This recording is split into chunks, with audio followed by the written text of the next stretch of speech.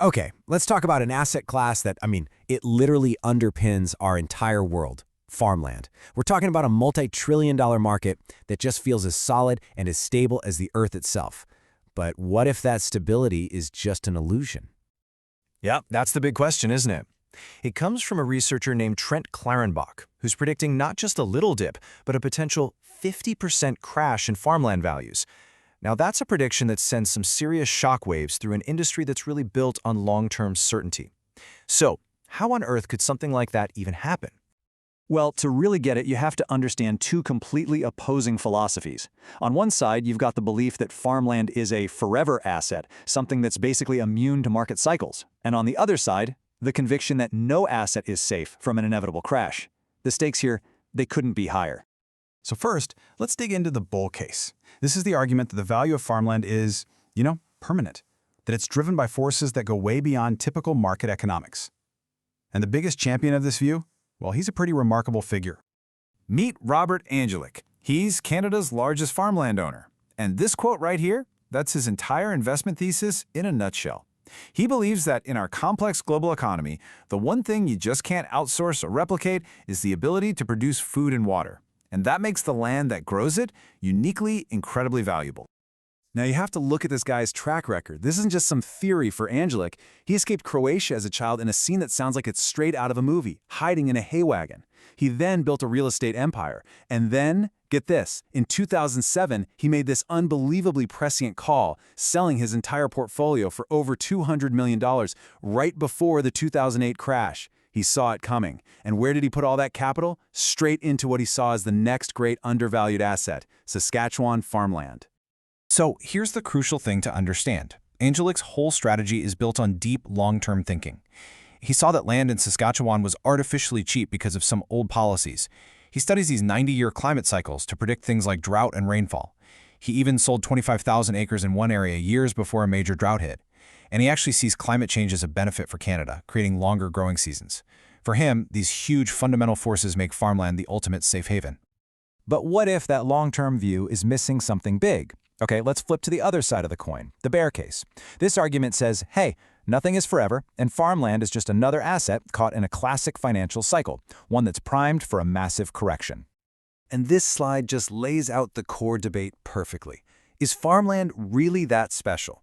Is it a unique asset class that's somehow shielded from the booms and busts we see everywhere else? Or is that just a nice story investors tell themselves at the top of a bubble while ignoring the historical patterns that seem to apply to every other market out there?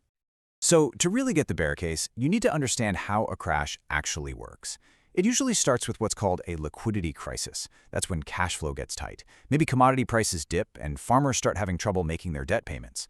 But if that goes on for long enough, it can trigger something much, much worse, a balance sheet crisis. And that's when the value of the land itself starts to fall. Equity just vanishes, banks slam the door on lending, and the whole system can just seize up. So what could possibly trigger this kind of spiral? Well, the bears point to four potential catalysts. You've got a sustained drop in commodity prices, a big change in government policy, like the U.S. ethanol mandate, which, by the way, eats up 40% of the American corn crop. You've also got a massive transfer of land as the baby boomer generation passes on their farms. But the most immediate and maybe the most powerful catalyst is rising interest rates. Just look at that number for a second. Negative 16%. What in the world does that mean?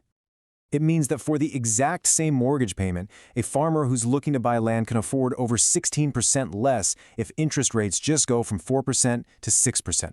This is how rising rates directly suck purchasing power out of the market. When buyers simply can't borrow as much money, prices eventually have to come down. It's just simple math, and it is a powerful, powerful headwind. Okay, so we've heard from the bull and the bear. We've got the long-term philosopher king versus the cyclical market analyst. But what does this whole debate look like to someone who has actually lived through a crash? This is Tim Hammond, a farmland realtor in Saskatchewan. And that quote? That's him describing his first job right out of university. He thought he was signing up to help farmers grow their businesses, to give them loans. Instead, he walked straight into the middle of a devastating farm crisis. He started back in 1991. Now, for some context, this was the brutal hangover from the crazy high interest rates and low commodity prices of the 1980s. His job wasn't making new loans, it was managing the wreckage. He was the guy sitting across the kitchen table day after day working through debt settlements with families who were losing absolutely everything. And right here, this is where our whole story comes together. Tim Hammond has seen the absolute worst-case scenario of the bear cycle play out. He has stared a balance sheet crisis right in the face, and yet he spent the next 30 years betting his entire livelihood on the fundamental, long-term value of farmland, the very heart of the bull thesis. He knows the pain is real, but he also knows the recovery is too. So where does that all leave us? How do we make sense of these two powerful opposing forces? Let's break down the key things you can actually watch for yourself. It really all comes down to a constant tug of war. On every single key issue, you've got these competing pressures. The bears look at rising interest rates and see them crippling affordability. The bulls fire back that people have to eat regardless of what the central bank is doing.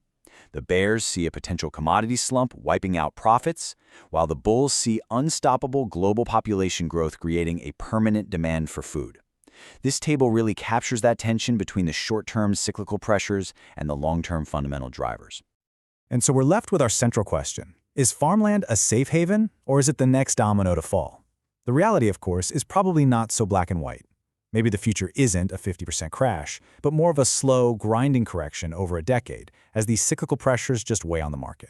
Or maybe the story will be regional, with some areas facing that brutal balance sheet crisis, while others with unique advantages prove the bulls right all along. The real question then is whether our fundamental need for food will be enough to cushion the fall, or if even our most essential asset is still subject to the unforgiving laws of financial gravity.